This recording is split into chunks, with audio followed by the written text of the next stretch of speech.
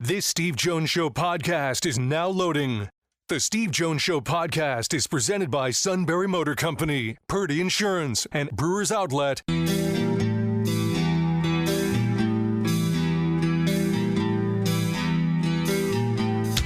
Bringing you an in-depth look at Penn State sports and more. This is the Steve Jones Show on News Radio 1070 WKOK. The Steve Jones Show is presented by Purdy Insurance, Brewers Outlet, and Sunbury Motor Company. Now from the Sunbury Motor Studio, here's Steve Jones.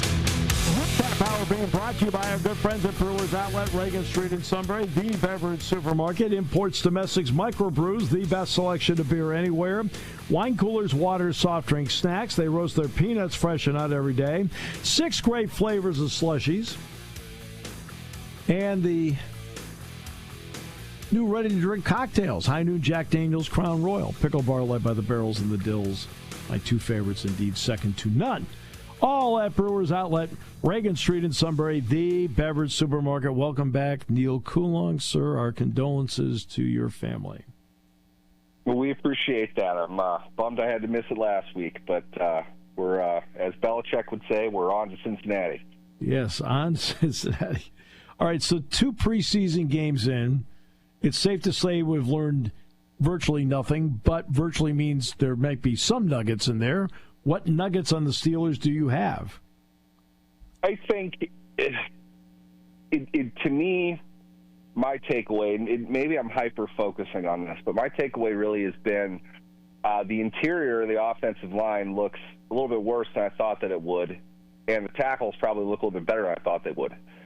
I'm not sure if that's good or bad. I think maybe they have the kind of a mashup of the same issue that we worried about this offseason. That unit is really going to be critical to where the team goes. Are they going to fall apart? Are they going to be in the 6-11 range, or are they a team that can flip what they've been and move up to 11-6 and compete seriously for a division championship? I think it's really going to come down to the offensive line. And all of a sudden now you have a center that can't snap the ball. I didn't anticipate that being an issue, but it's certainly something that you have to worry about moving forward, not in the sense that, 99% of the time he's not going to be successful, but small things like that tend to create panic within a unit, especially a younger one. I'm not 100% sure the group that they have is one that can take over the NFL, which is to say, second half of the season, your offensive line has to be a top-level unit. They have to be nearly flawless to be able to execute the full playbook, which you should be able to by that point in the season. They're young. They're putting a lot on that group. I'm not entirely sure. I have seen enough right now to make me really optimistic, both in the ground game as well as pass protection, that they'll be able to do that. They've got a lot of work ahead of them, and I feel like I'm repeating myself because this has really been kind of the key issue for the team over the last couple seasons. So we'll see. As Mike Tomlin would say, when they get under the stadium lights of the regular season, we'll see where they are. We'll see who they are and what has been done this offseason to truly develop them as a group as well as individuals. But they're going to need, in my opinion, a better overall stretch of production if they're going to control games the way they're probably going to have to, because I'm not sure the big plays are really going to be there for them. They're going to have to be ball control, and they're going to have to own things in the trenches. And that's not necessarily the easiest thing to have as your primary weapon in today's NFL. It's really easy to create disruption in situational football, and I don't know if they have the horses to be able to win that kind of a race. So they're going to have to do it ugly. They're going to have to beat people up, and they're going to have to do it 4 or 5 yards at a time. The line's the group that's going to get them there. And I don't, after 2 preseason games, I know it doesn't really count, doesn't really do anything. You saw some individual things that concerned you enough to think they're not going to be quite at that point early on. And how much run are you going to get from a 41-year-old quarterback over the second half of the season? Here's a hint. They've had a lot of quarterbacks that haven't done well in the second half of the season. So I hope they can get this fixed early. They can get something of a workable division lead moving into the tougher parts of the schedule toward the end. If this were Aaron Rodgers 5 years ago, it wouldn't be as much a concern for me, because that's one thing Rodgers was always brilliant, his ability to scoot in that little area of the pocket and buy time and then throw off balance and make plays. The concern is that's not the same guy, because Father Time continues to win. Yeah, I mean, it's always going to be a concern. I like the fact that you point that out, because I think one aspect of Aaron Rodgers' game that's far more influential to his overall success but doesn't get recognition is there was a point, 2009, when Mike McCarthy was having Rodgers, all the arm talent that he had, the great vision that he was having him drop back 7 steps and just bomb the ball down the field. They didn't have a deep route that they didn't love in that offense, the Packers offense. You might remember that shootout that the Steelers won on the last play of the game. Rodgers was on fire that entire game. Everything they threw was 15-plus down the field. Rodgers would end up getting hurt. He ended up throwing interceptions, and he wasn't as effective drive to drive. He could make big plays and big throws because the talent was obvious. To protect him when he came back, and this is in the 2010 season, which you might remember, they went on a little bit of a run there at the end, won the whole thing and kind of kicked off his career. But what they had him doing was dropping 3 instead of 7, and he was escaping to the side. He wasn't going up and out like C-gap. He wasn't going back and spinning around and trying to make a play deep in the pocket. He exited from the side of the pocket. And there are not a whole lot of guys that do that well, because really you have to have the vision to see where the rush is coming. You have to have the guts to stand in there, because you're not that far away from the lineman at all times. Blitzers are going to land a lot quicker, but he would get out to the side and kind of flip the field diagonally. So all of a sudden your crossing routes become vertical routes for the receiver based on where the quarterback was positioned. And Rodgers knew exactly how to do that. He knew where to go. And McCarthy and his staff, they did an excellent job recreating the game, really, for them, kind of a post-snap and a secondary post-snap, which wasn't all that difficult from what Bruce Arians was doing with Ben Roethlisberger in Pittsburgh. But Rodgers, I hate to say this without fear of getting things thrown at me, but Rodgers has a bit more arm talent than Roethlisberger does, though they're both legendary in that regard. Rodgers could hit anything from that angle. And it's like they stumbled upon this completely different player from what they had. He was obviously very good, but now he became one of the greatest of all time because he could hit anything down the field. So they set up all their routes to be crossers, basically, and not just plain vertical stuff. It's a lot harder to cover in man. You really have to do it in zone. So now you give Aaron Rodgers the benefit of going against a zone defense all the time and trying to keep him inside that pocket. That's a really hard task for any defense. Fast forward to now, why that's important. He still does that. He doesn't have the arm talent that he used to, but very accurate in that mid-range when he's not on the move, but when he is outside the pocket, when he resets the pocket, the routes of the receivers can change. And this is a big part of the reason why the Steelers brought in Jonnu Smith. He's a great receiver in that regard, in that he's going to take a break across the right of the field. Rodgers can reset and make that basically a vertical route for him. He's already stacked the defender, so he's got open lanes in there, and he's a big target. It doesn't take much to get him the ball. Rodgers can still manipulate the game in that way. It's a question of how will his body hold up? Will he have the ability to avoid those big hits that he had always been able to, just with his youth and the athleticism that he has? If they can do that, though, he could be a very effective player based on what the defenses are giving him. And they might actually be able to dictate what a defense does a little bit more often than they probably have been the last couple of years. So in that sense, I'm optimistic about what they can do with Rodgers, but it is kind of a moment-to-moment thing, and it really is going to be dependent on how they want to call their offense. Really, it seems like everything they're doing is they want to run the ball and kind of set Rodgers up for a quick release type of thing. In that, I don't know how effective the quarterback needs to be. I think it's more on your overall unit. We'll see, though. The improvisational ability that Rodgers has kind of, in my opinion, made a trademark of for his career is still there. I think we see flashes of that in New York. I think that it was just a very dysfunctional situation overall, particularly on offense. If they can allow him a little bit more freedom and risk it a little bit more to get him stepping out to the side, I think they can come up with something maybe more than what we're seeing right now. But we'll see how Arthur Smith wants to call it. Not typically what he wants to do with his quarterbacks. He kind of likes to keep them in place, make simple throws, and try to set receivers up in different ways. But I think with Rodgers, he has a very unique weapon that he can still make some magic down the field through that type of strategy. Yeah, and then there's the rest of the division. It really was no surprise at all to me that Joe Flacco was named the starter in Cleveland. It doesn't mean he's the starter at midseason, but how have you looked at that interesting situation there? I think it's real easy for us to get wrapped up in the minutia of it all, the second-to-second highlights. We talked recently about, keeping stats at camp. I think that feeds into this a little bit. 10,000-foot level, this is the easiest decision they're going to make. They're not going to start a third or a fifth-round rookie in week one. They signed Flacco to start. I don't think it was ever really a question. I would assume, my thought would be they signed Pickett to be a veteran backup because they were going to go get a rookie quarterback at some point. Maybe they didn't anticipate having two of them, and that is the wrinkle that will kind of stick with the team throughout the year. How they're going to handle that at cutdown day is certainly one of the top storylines we're looking forward to. But at the end of the day, I think Flacco was their starting quarterback in February before he even signed. I think they knew exactly what they wanted to do. Just considering all things being, the biggest one being the biggest contributor to their salary cap right now is a quarterback who probably isn't going to play this year.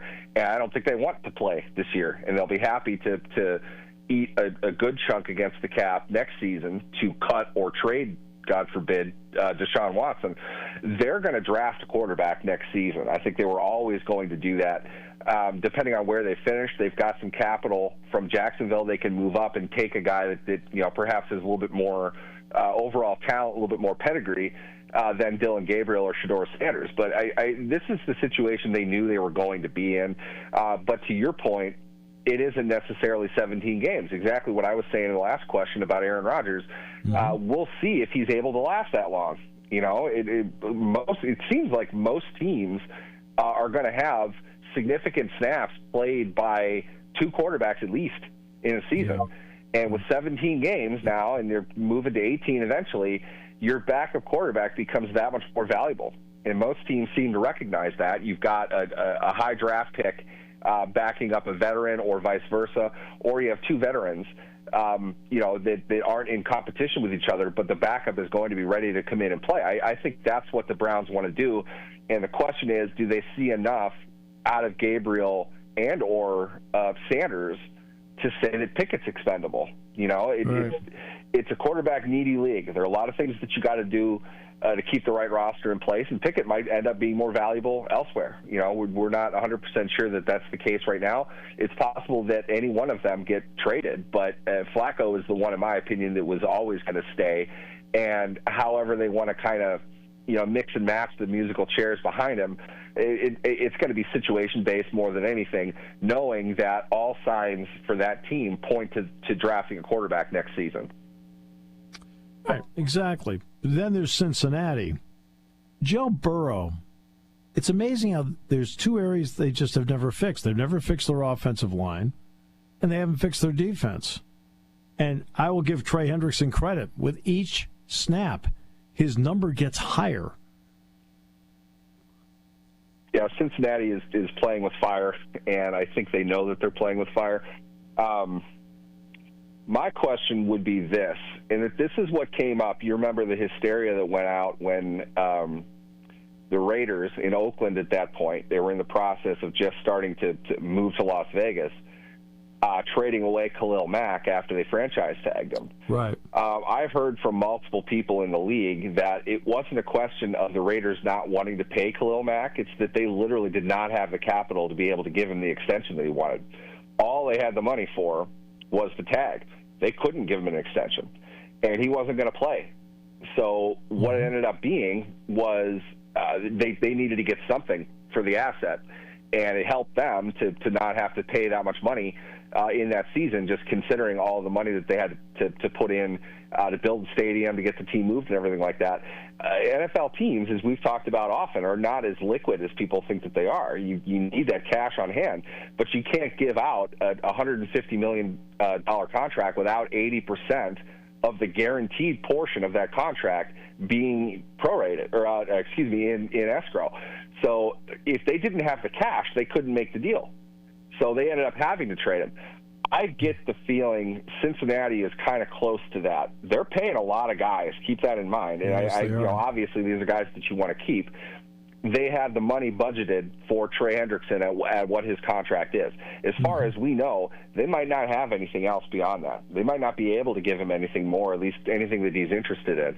My thought has been, more than likely, the best solution here is that Hendrick stays in Cincinnati because they're not going to get much for him in a trade now. And you throw $2 million in guaranteed money at him, give him an incentive for another 3 or 4 on very likely to be achieved things. You can probably make that work. That's always been my guess. But things go down to the last minute for a reason. It's not because it's that contentious. It's just both sides are going to kind of see how it works, how everything shapes out across the league, and then you'll come back for one final negotiation before the season. Every indication that we're getting, though, is it's beyond that. So if Cincinnati, in my opinion, if Cincinnati is digging in that deeply, I wonder if they're just not able to give him close to what he wants in an extension or any type of kind of placating raise for the season, just to get him through 1 year before both sides agree he's going to walk.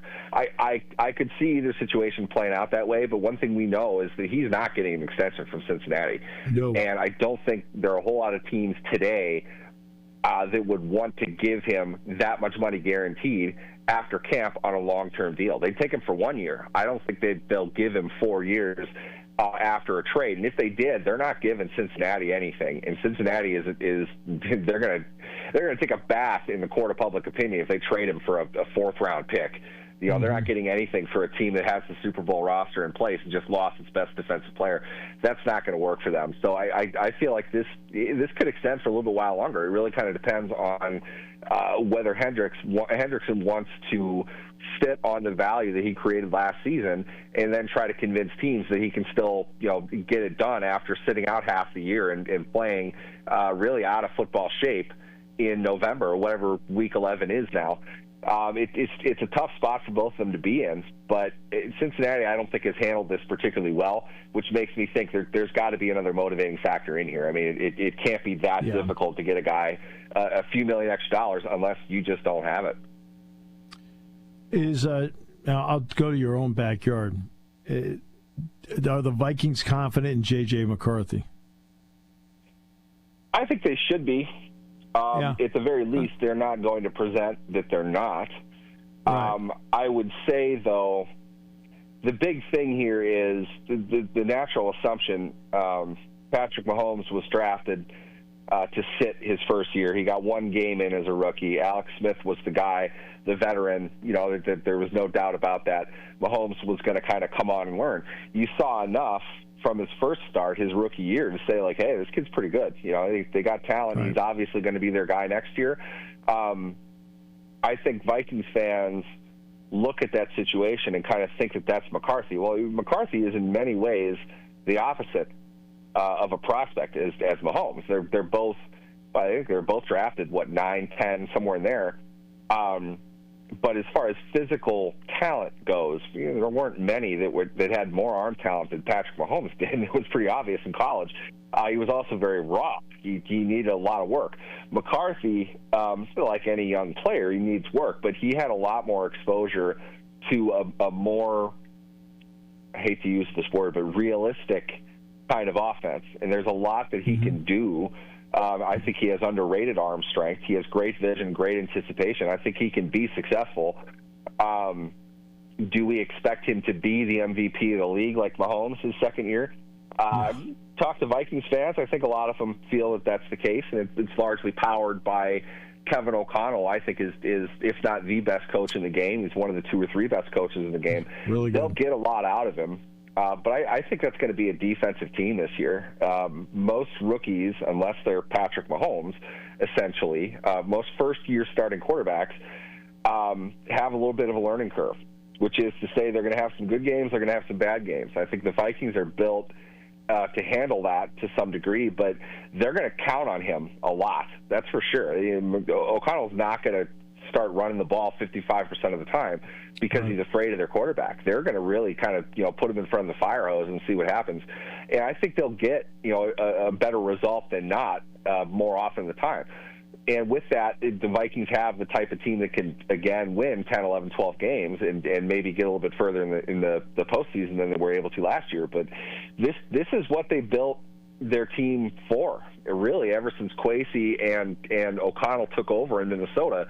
They've been building for this. They had to get around Kirk Cousins' salary cap hit. They had to rebuild their offense. They had to add new pieces defensively. This is the year they've really built for. So there's a ton of pressure on McCarthy, but I feel like he's the kind of guy that had the lowest floor of everybody that they might have had available to bring in, and they can build him up fairly quickly because of the experience that he had. I think he'll be pretty successful, and I would imagine they're pretty happy about it. And they're kind of saying the same thing about McCarthy that they did about Darnold last year, and we kind of laughed at him about that. So we kind of have to take him seriously now. Always a pleasure, my friend. Great to have you back. Absolutely. Thanks for having me, guys. Half hour brought to you by our good friends at Brewers Outlet, Reagan Street in Sunbury, the beverage supermarket, here on News Radio 1070 WKOK. Party time, game time, or just fun time. Doesn't matter what time it is because it's Brewers Outlet time. The beverage supermarket has the area's largest beer selection. Imports, microbrews, ciders, and domestics. Pick from over 100 ice-cold 12-packs and dozens of 24-ounce singles. Soda, snacks, hot sauces, fresh roasted peanuts. Make it one-stop party shopping, and don't forget the pickle bar. So whatever you're celebrating or just doing it up, Brewers Outlet, Reagan Street, Sunbury wants to see you. And thank you for your years of patronage.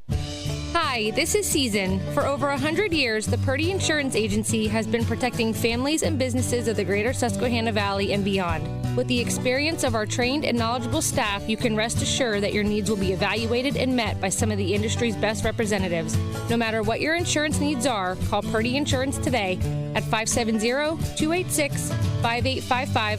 Visit our website at purdyinsurance.com or check us out on Facebook to see what we can do for you.